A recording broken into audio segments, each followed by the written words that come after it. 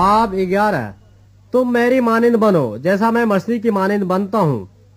मैं तुम्हारी तारीफ करता हूँ कि तुम हर बात में मुझे याद रखते हो, और जिस तरह मैंने तुम्हें रवायतें पहुंचा दी तुम उसी तरह उनको बरकरार रखते हो।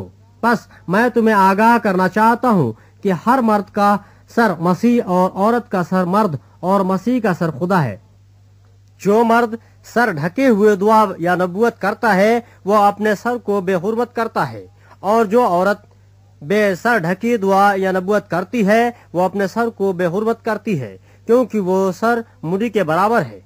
अगर औरत ओढ़नी न ओढ़े तो बाल भी कटाए। अगर औरत का बाल कटाना या सर मुड़ाना शर्म की बात है तो ओढ़नी ओढ़े। अलबत्ता मर्द को अपना सर ढकना न चाहिए, क्योंकि वो खुदा की सूरत और उसका जलाल है, मगर औरत मर्द का जलाल है।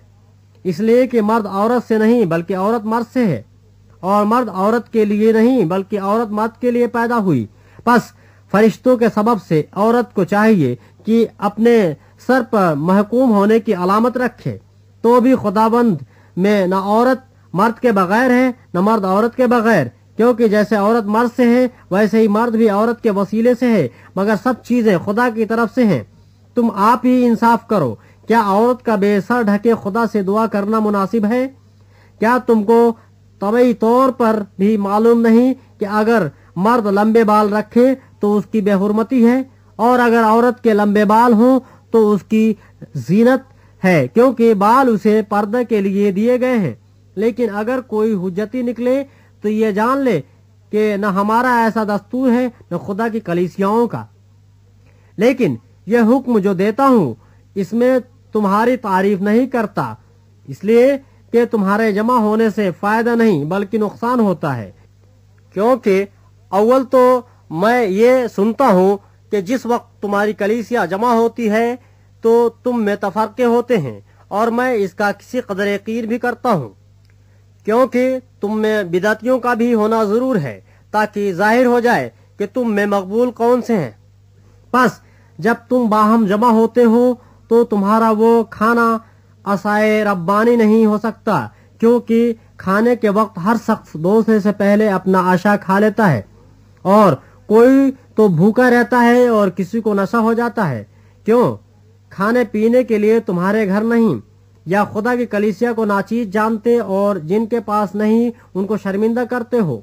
मैं तुमसे क्या कहूँ? क्या इस बात में तुम्हारी तारीफ करूँ?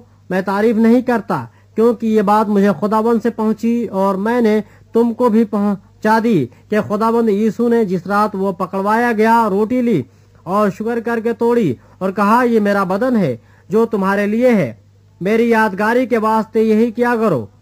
इसी तरह उसने खाने के बाद प्याला भी लिया और कहा ये प्याला मेरे खून में नया अहद है, जब कभी पियो मेरी यादगारी के लिए यही किया करो। क्योंकि जब कभी तुम ये रोटी खाते और इस प्याले में से पीते हो तो खुदाबंद की मौत का इजहार करते हो जब तक वो ना आए। इस वास्ते जो कोई नामुनासिब तौर पर खुदाबंद की रोटी खाए या उसके प्याले में से पिए वो खुदाबंद के बदन और खून के बारे में कसूरवार होगा। बस आदमी अपने आप को आजमा ले और इसी तरह उस रोटी में से खाए और उस प्याले में से पिए, क्योंकि जो खाते पीते वक्त खुदाबंद के बदन को न पहचाने वो इस खाने पीने से सजा पाएगा। इसी सबब से तुम में बहुतेरे कमजोर और बीमार हैं और बहुत से सो भी गए।